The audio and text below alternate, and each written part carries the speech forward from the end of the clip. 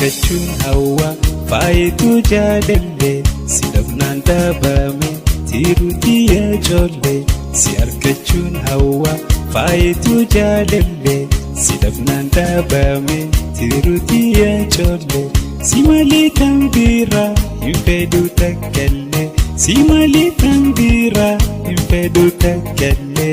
haala birkii tolee haala birkii tolee.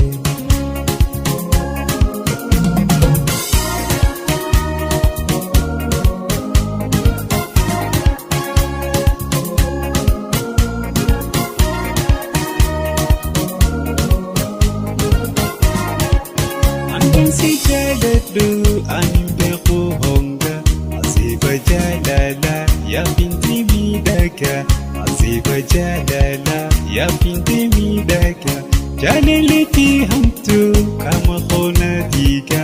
olii gadna oofte si barbaadan fiiga olii gadna oofte si barbaadan fiiga qoona nama dhugaa qoona nama dhugaa.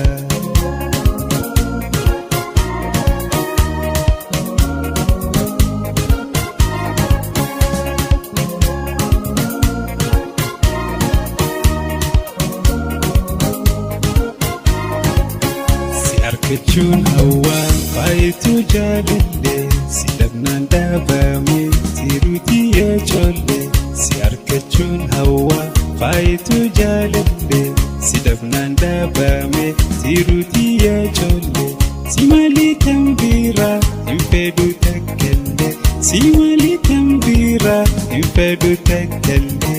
haala birkii tolee haala birkii tolee.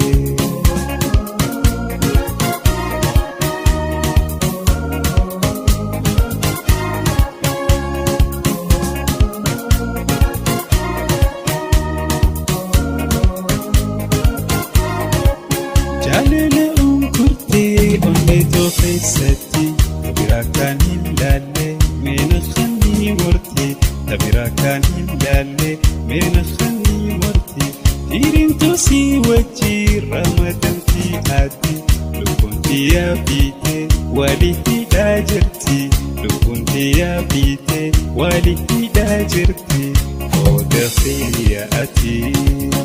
qooda xiyyaa ati.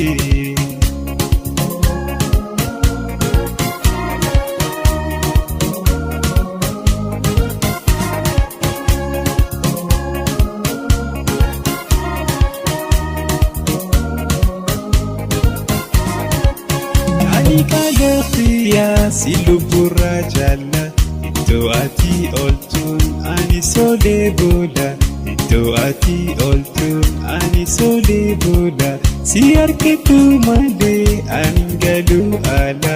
kumuna dhokotu simbaatu na jala kumuna dhokotu simbaatu na jala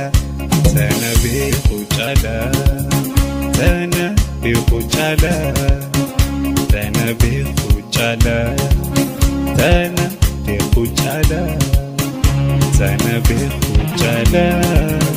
tana beeku chala tana beeku chala tana beeku chala tana beeku chala tana beeku chala.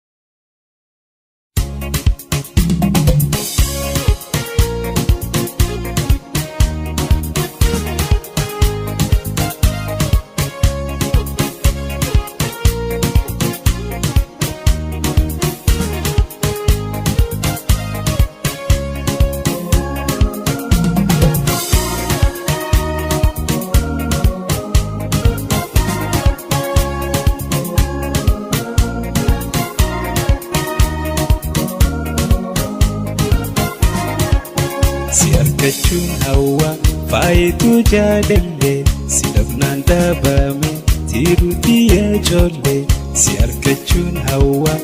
faayituu jaalallee si dhabnaan dhaabame tiruutii yaachoolle si malee kan biraa hin fedhu takkallee si malee kan biraa hin fedhu takkallee haala birkii tolee haala birkii tolee.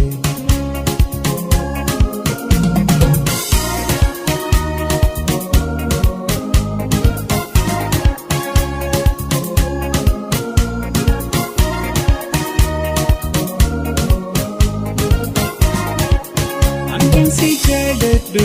ani beeku honga asiifa jaalala yaa binti miidhaga asiifa jaalala yaa binti miidhaga jaalaleetti hamtuu qaama hoona dhiiga olii gadna oofte si barbaadan fiiga olii gadna oofte si barbaadan fiiga hoona nama dhugaa hoona nama dhugaa.